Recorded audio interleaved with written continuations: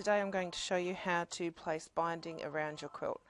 So in my preparation I have created a strip of binding the perimeter of my quilt plus roughly about 12 inches spare, and I have also at the top of my quilt I have created a hanging sleeve, and it's a piece of fabric that I've folded in half and I've sewn the edges, turned it right side out, and I've pinned it across the top of my quilt in preparation. And then with my binding, I'm working on the back of the quilt today, and then I'm going to fold it over and use the sewing machine to stitch it down. So I've given myself about 8 inches at the start, and I've set up my dual feed move it foot on the Brother VQ3000, and I have exchanged the normal foot for the 1/4 inch foot. I've set my machine up with the needle in the middle position, and I've created the automated pivot, and I'm turning on my locking stitch and my automated trim, and I'm just going to start sewing.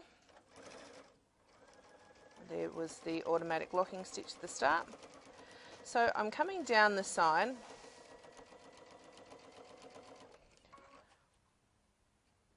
so with the automated pivot the needle will finish in the down position and the foot will come up.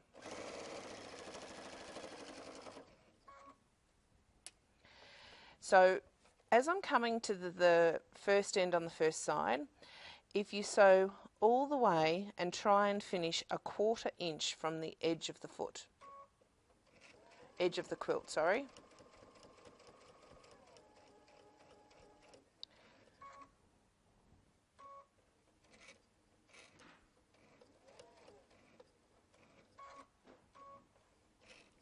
And I'm just going to engage the automatic tie off, and my foot will automatically raise. So to create a fold that is neat so that when I turn it over I've got a mitered corner, I'm going to turn this so that this edge here is running straight, and then I fold it back on itself like so, lining up with the edge so that I've got a neat little corner, and there's a 45-degree pleat just there, so that is beautiful. And then I turn it around and lining it up so that my needle is engaging with my fabric. I'm going to just take it slow as it gets started.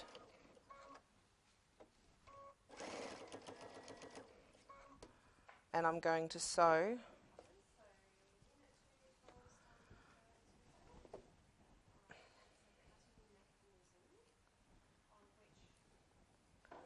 down the edge.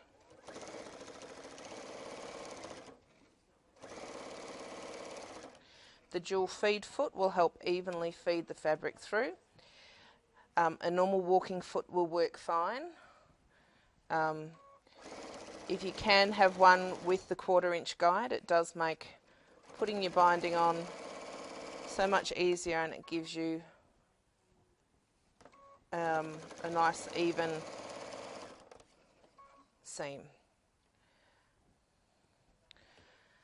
A little tip, if you do want to put pins in, if you put your pin in so that it's on an angle towards you, then when you get to it,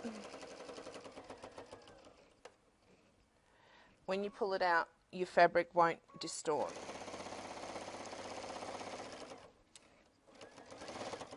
So we're going to sew to within a 1/4 inch, do my locking stitch,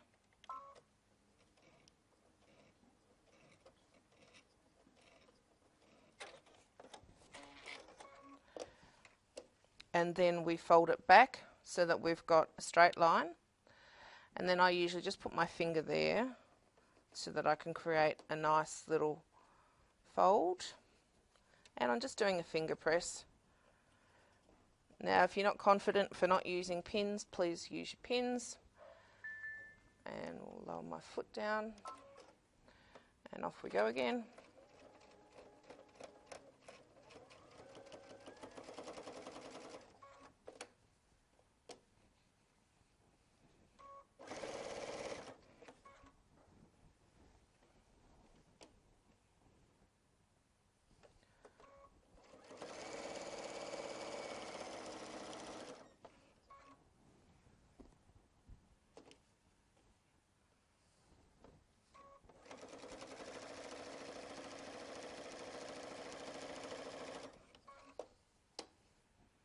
So the other things you're going to need when you are sewing on your binding, as we get to the very end, you will need some tailor's chalk, pins and a nice sharp pair of scissors.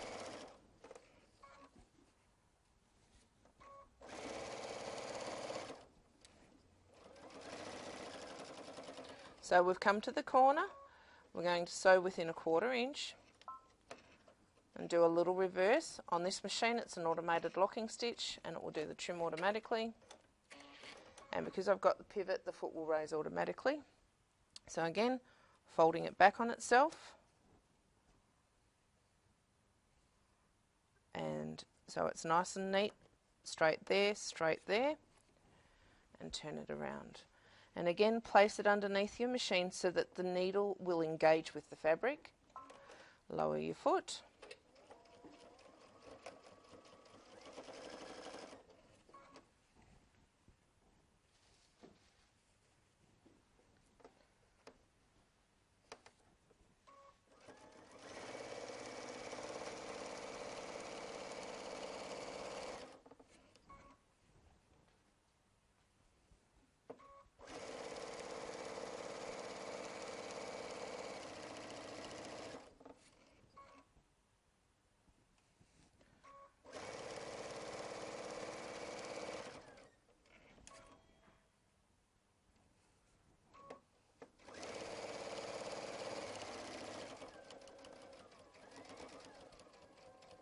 So we're getting to a 1/4 inch from the end again, engage your locking stitch,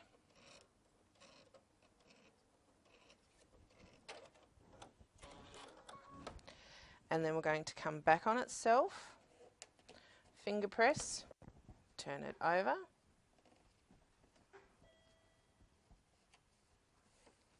turn it around, engage it underneath the foot,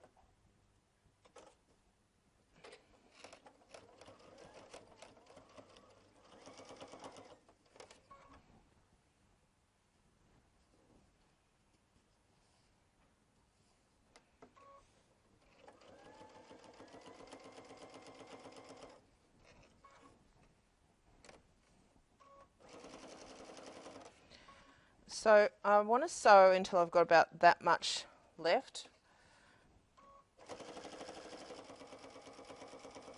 and I'm going to engage my locking stitch.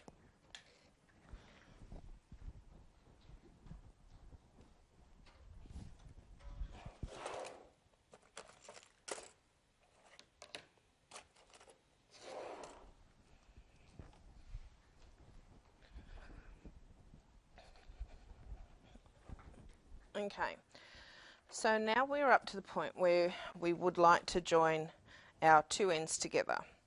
So step 1 is cut a little piece off the end of one, and this is going to be my measuring tool. So lay your pieces down so that they go across each other. I'm just going to fold that down so that I can see where we're going. And we want them to join, so I'm going to end one, I'll cut that one a little bit shorter, so I'm just going to cut that one nice and straight. So there's that one, and this is, so this is where the end of that piece is, and this is the end of that piece. So I'm going to mark that, and that's where I cut that one.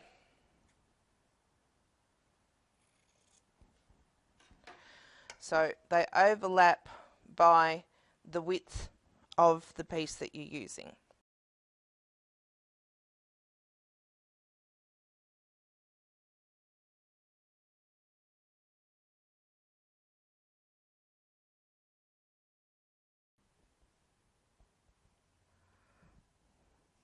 So from this corner here right down to there, and so that's going to be like that, so it'll be from across that part there, if that makes sense. So that's going to be like so, and I'm going to pin that.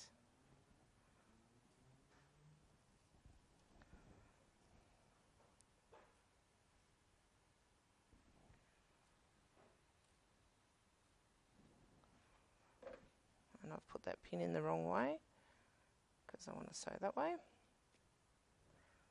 Making sure my edges are lining up.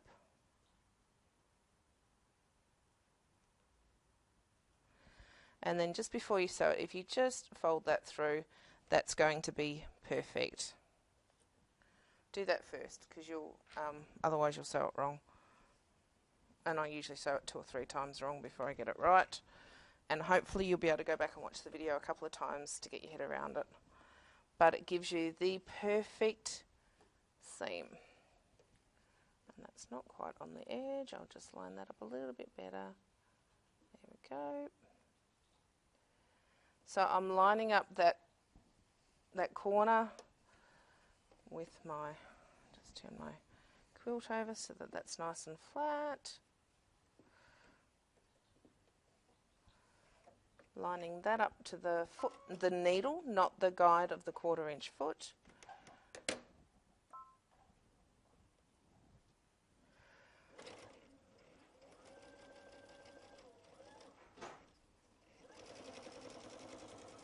And sew through.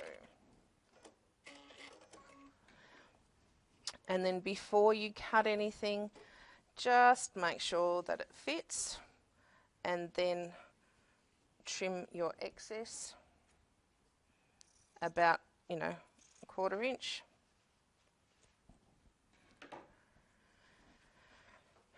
Do the old finger press and then line it back up in your machine, making sure it's nice and flat.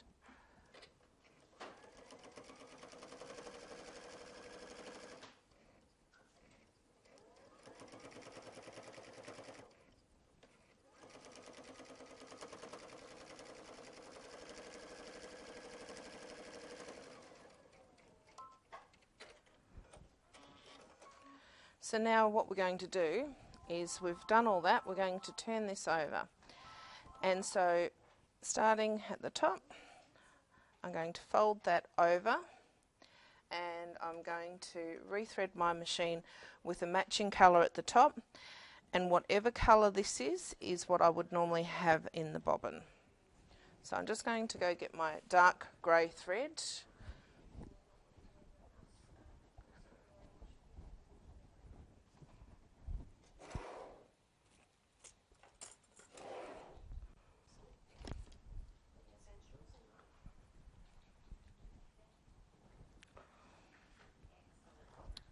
So to thread this machine, we're putting our thread on the machine, and I've got my thread coming towards me, and then it comes up and around nice and quickly, and then down to number 6, up to number 7, up over the cutter, and then I press that and we are threaded. So normally I would take this to the machine and give it a take it to the iron and give it a quick press. And I'm going to take off the 1/4 inch foot, and I'm going to put the normal foot back on. So it just clips on. And you can sort of see where your original seam was. And I'm going to lower the foot And I'm just going to take my stitch length up a little bit. So just finger press that down. So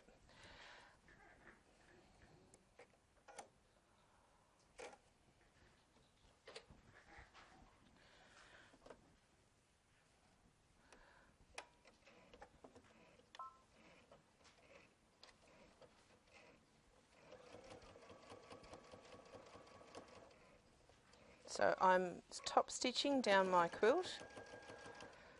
Now I do have the pivot on. I'm going to turn that off because I would like the foot to stay down as I come around the corner. So what I'm doing on the corner is I've just pressed it so that it's all pressed down, and I'm going to sew to about 1 inch from the corner.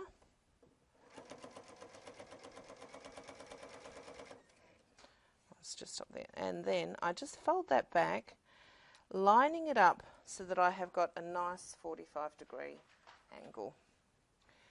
And then I usually just put a little pin in that, and I'm going to sew up to the corner.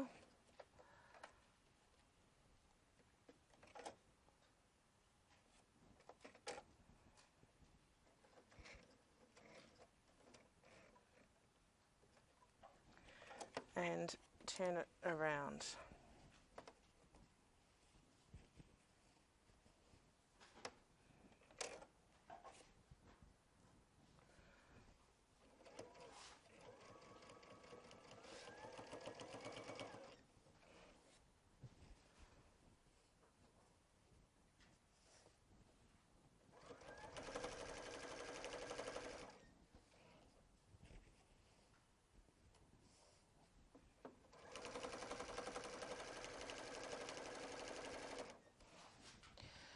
Quilting clips work really well to hold it down for you.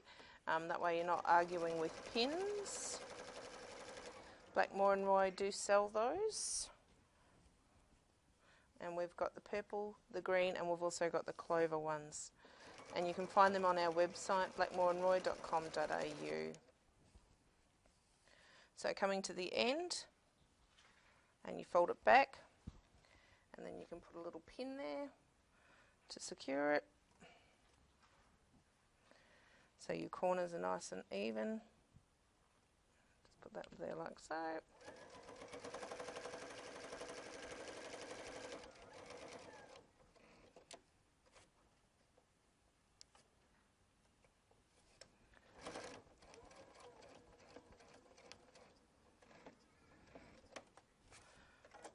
take that pin out, turn my quilt around.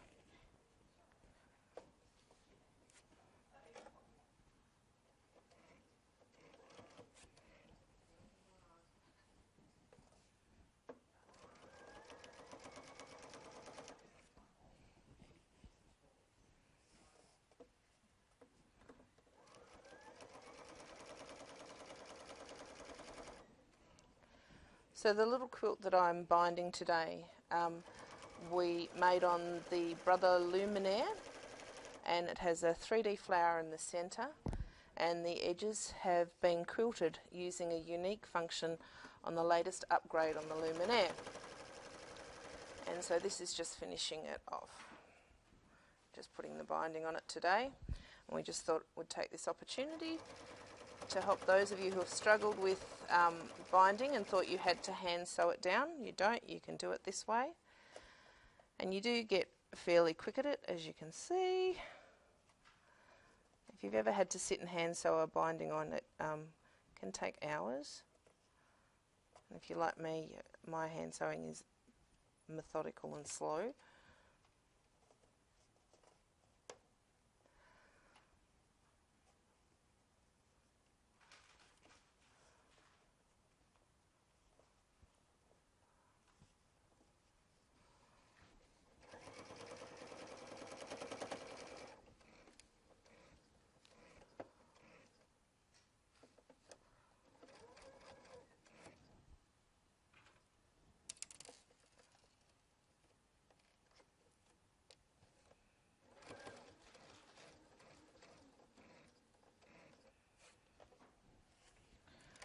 And we're nearly on the home stretch.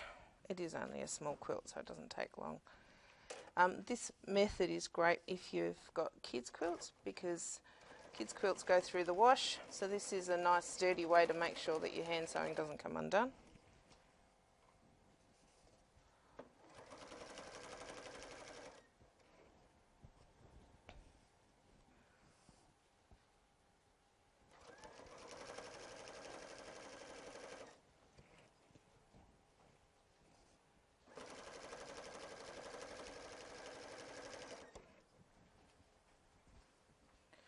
So when you get back up to the top, make sure you don't accidentally sew down your hanging sleeve.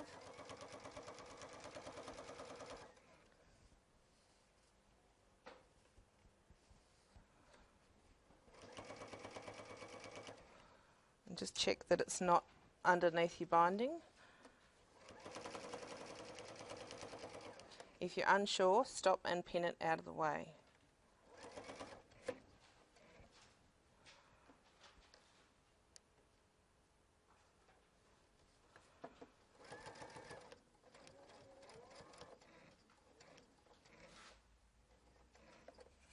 Beautiful. And I think this is the home stretch.